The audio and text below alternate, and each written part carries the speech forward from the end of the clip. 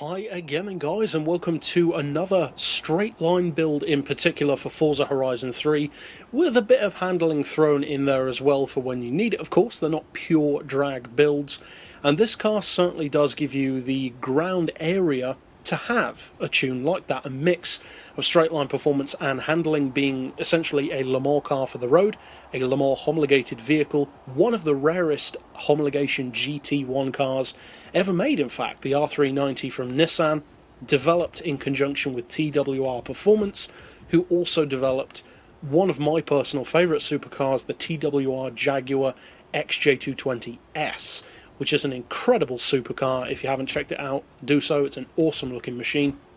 And as far as performance though, in particular with top end performance, this isn't quite as quick as you may expect or hope.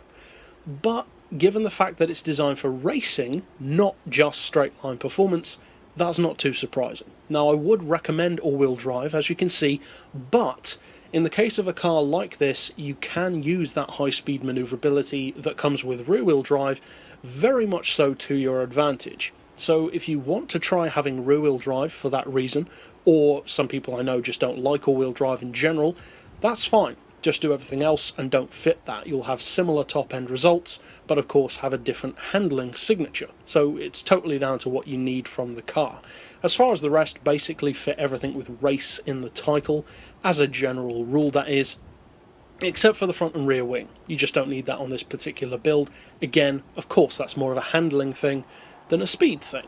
As far as the benchmark, as I said, it's not quite as strong as you might want it to be for top-end speed, especially when you compare it to stuff like Skylines and R35 GTRs. 245 is a lot slower than many of the other exotics which we've tuned before. But it's just not that kind of car. It's a vehicle that you would use more on tracks which require a mix of both.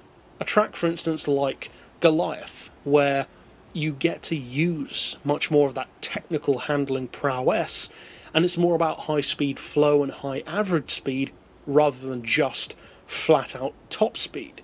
So you should bear in mind a car like this for those occasions. As far as acceleration though, it's strong. 2.4 to 60 even is not bad. 4.6 to 100 as well is not bad at all. As far as the gearbox, I would recommend a final drive of 3, then individual gears of 2.89, 2, 1.5, 1.18, 0.95 and 0.77.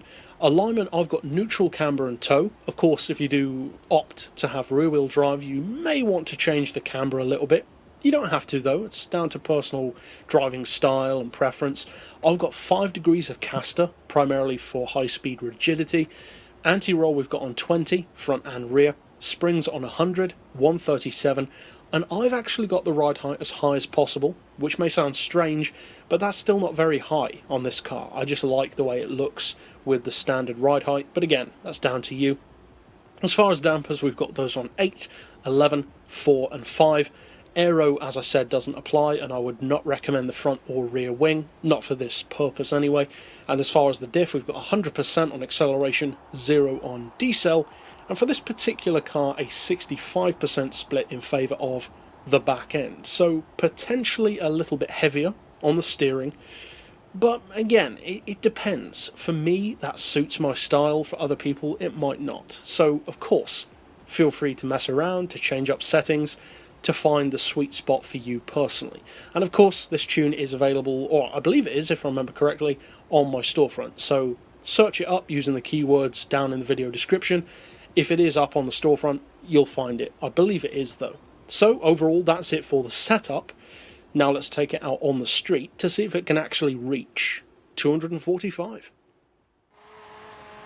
Now, although this vehicle is classed as a retro supercar on Horizon, and in a general sense, that's true, it is a supercar, but in reality, the difference with a vehicle like the R390 road car, in a similar way to stuff like the Lotus Elise GT1, the Porsche 911 GT1, the Mercedes CLK GTR being a perfect example, they're not traditional supercars. Yes, they are supercars, but most supercars are developed from the ground up for the street.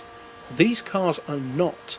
They were developed for racing, and then they were tamed for the street because they had to be back then in order to compete.